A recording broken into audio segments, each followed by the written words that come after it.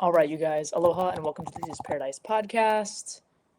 I hope you guys really like this one because I'm gonna be talking about The Reckoning, which is the Sean Combs documentary that's produced by 50 Cent, which is like, I don't know if that's like the most petty thing ever or what, but what a bold move. I really want to know what your guys' opinion is of all of this. Anyway, so I'm not really, I'll talk about it a little bit. I don't think I can really even give it away because there's just so much that's already out about Sean Combs and this whole P. Diddy thing. You guys will probably, hopefully, watch it and gain your own opinion. What's really, really crazy is that within the first few minutes of the documentary, and I didn't realize this when I watched it the first time, so I've now watched it. I wanted to make this video sooner, but I waited on it and I ended up watching the documentary again for the second time all the way through. It's a 4-part documentary. So there's 4 episodes. Super interesting. The way that it's filmed, I really liked. And in the first few minutes, you are basically watching insider footage, is what it feels like, because a camera is following around P. Diddy. I guess I will kind of give some of it away. The camera's following P. Diddy around, and he is in the hotel room on the phone with his lawyer. So it's obviously this type of footage is like super intimate type footage that is probably a shocker to P. Diddy that it's even in the documentary. And of course, every place online is freaking out about it and freaking out about this documentary just because of 50 Cent's really bold attitude about literally profiting off of this story. And which is, I honestly don't know how I feel about it. Like, it's so petty and like so genius and it's so fucked up or messed up. I'd have to edit that out. 50 Cent being the producer of a documentary like this, as I guess somebody who had like really weird interactions with P. Diddy at one point, and then it's been very public that he's not a fan of the guy, never liked the guy, um, whatever, right? Super interesting, maybe he had a good feeling about the person, right, or whatever. But I find it so, and I want to know everybody else's opinion on making a documentary about somebody you do not like when they're going through like some legal thing and then releasing it and profiting off of it. Um, it's wild. But then in the documentary, you are hearing about how much he took advantage of newer artists and his treatment of women, not just Cassie, and kind of that video that really stirred the pot in the very, very beginning of all of these civil cases that were about to happen. I don't know if you guys remember, but the thing that really sparked everything was that security footage from the hotel when P. Diddy was beating the crap out of Cassie in a hotel, public hotel. Anybody could have been in the hallways like that. To have the audacity to do that in such a public setting, like, there has to be something wrong with you. But also, for that to be hidden for so long and then finally come out and kind of like stir this whole thing of like, whoa, what is going on, really showed, I think, the possibility of another side of this individual. So it's really interesting to me, not only that there's a documentary about, I actually saw another documentary, the one that's a different one on Netflix that's not produced by 50 Cent. But then I heard that this one was coming out on December 2nd. My friend told me about it. And I was like, oh my gosh, I'm going to see if it's available. It wasn't available. I think I waited till like midnight for it to come out just so I could watch it. I'm very interested in this type of stuff. I love anything, as you guys know that watch my podcast already, I love anything that kind of dives into stuff to find the truth about things. These things fascinate me. I love to form my own opinions about these things as I read things. But the only thing about this particular story is, even when you stop and you try to look at it from different perspectives, like, it doesn't no matter how you look at it, it doesn't look good for P. Diddy. There's so many different people saying really similar things about him. And I think this is a really good example of how your reputation precedes you, like in life. So I think it's really interesting. Yeah, I hope you guys watch it. It's actually really insightful. I think it's shot really well. It's done really well. It's not really boring at all.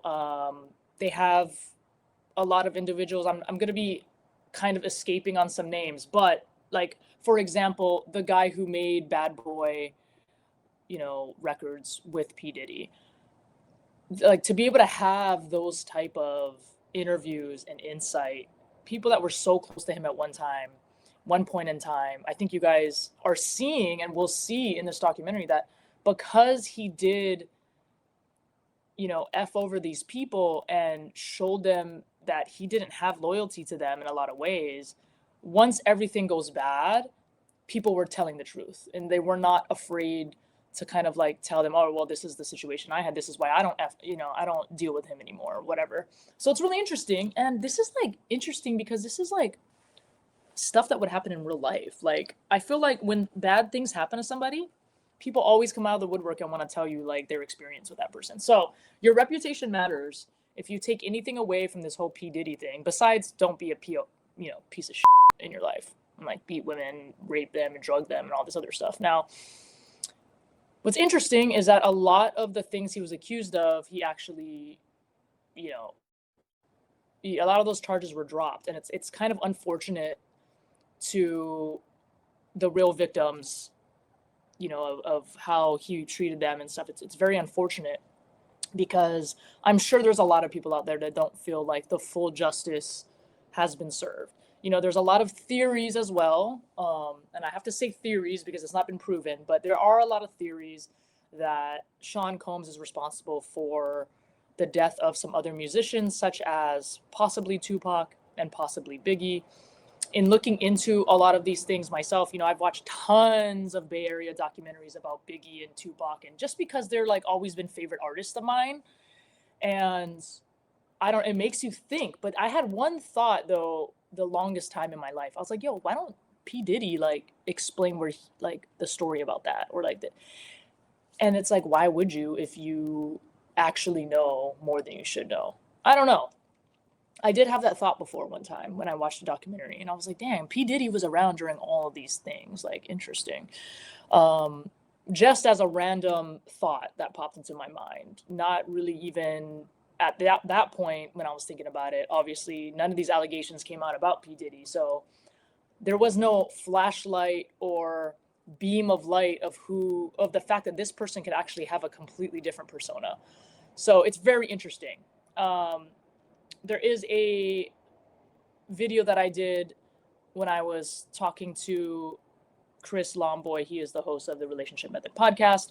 We had a discussion and I gave him a P. Diddy story because I actually was at a party in Los Angeles. It was a day party. So it was during the daytime. And, so it wasn't like any type of after party, anything weird like that. It was at a club and all that. But I talk about my experience seeing and observing P. Diddy as a celebrity at that time in my life when I think at this point, I was like, I'm trying to think. I must have been 25, 26-ish, maybe around there when I lived in Los Angeles. So watch that video if you want to listen to that story. It was an interesting story. I think people's vibes are really important. You can learn a lot about somebody, but or whatever they're telling you, but then you're like, there's something off about them. It's like their vibe that it gives me like an ick or like something. I think that's your intuition. And when you have those feelings, I encourage everybody to like proceed with caution with people like that, because I think it is something about your intuition or something that's telling you something that you haven't quite figured out yet. And to just like note that, check mark that in the back of your mind with that particular individual. That's how I felt with my particular encounter with P. Diddy. And I didn't even encounter him like one-on-one. It wasn't even a one-on-one encounter. It was just observing this person's behavior in a group full of people. He also had the microphone. So anyway, I don't want to go too much into that story. But if you haven't noticed, I'm not in Hawaii right now. I am in San Jose. And shout out to San Jose because I really like it out here, actually. Like downtown San Jose is kind of a vibe. It's kind of cool. I was able to like walk around, and I went to the Christmas in the Park last night, which was so fun. It's so awesome. And I just love Christmas. I needed to experience Christmas. So came back out to California and have been watching the P. Diddy documentary for the second time. I'm probably going to I definitely watched the first episode like 3 times. I just really wanted to watch that footage that he got. Which back into that footage that he got, what's funny is P. Diddy or Sean Combs, whatever, ended up having somebody follow him during, to do his own documentary, right? Potentially when he got out of jail, which to me, that's funny because it's like he thought he was going to get away with it probably in the very, very beginning, right? You're having somebody film you, but to be dumb enough to not pay that person, like you don't think they're going to go and sell it to the highest bidder. I don't know what else the details are about that. I do want to dive more, much deeper into that and see. But that dude selling that footage, he must have made some bank because that was some good footage to have. 50 Cent is such a savage for this whole documentary video. I also watched somebody's video that like criticized 50 Cent for making a documentary like this. 50 Cent has done a couple interviews, mostly channels that are available in prison. I find that ironic and even more petty. But I mean, I don't think the documentary really tries to sway you one way or the other, because it does put up these blurbs about the fact that like which charges were dropped and things like that. So I think it still presents things in a matter of fact way, not so much like you don't feel like you're being convinced to think anything. It's just interviews with this guy and interviews with this person, and then they tell the story of the celebrity basketball match, for example, that was like the start and beginning of the Sean Combs name, right? In the very beginning, kind of how he innocently was throwing parties in the beginning, right? And then how this escalated years, money, power, fame, more and more and more. It's a great example of all that. But yeah, I found it very interesting. I think you will find it very interesting. And I'm very curious about other people's opinions about this. So what do you think? Do you think 50 Cent is hella petty? I kind of liked watching it. I mean, it didn't feel that too different to me than other documentaries I've seen. So for P. Diddy to he's suing, I guess, for defamation of character and whatever else, I find it surprising because it doesn't really seem too off compared to other documentaries that I've already seen about him that talk about the past, that talk about his relationship with other artists that he had in the past, Tupac, Biggie, like he knew these people. These were people he hung around in the same group. So it's just very interesting to just want to sue. I don't know. What do you guys think about this documentary?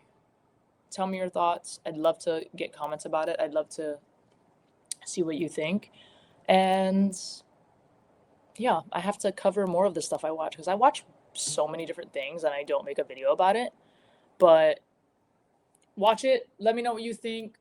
Like, subscribe. Thank you so much for watching this video. I wish it was a little bit longer. And yeah, do you guys believe that Sean Combs really was that person? Or what? What are you guys thinking? I think he's a POS. I think they clocked him. And it just sucks that he's probably going to be just walking around on normal again.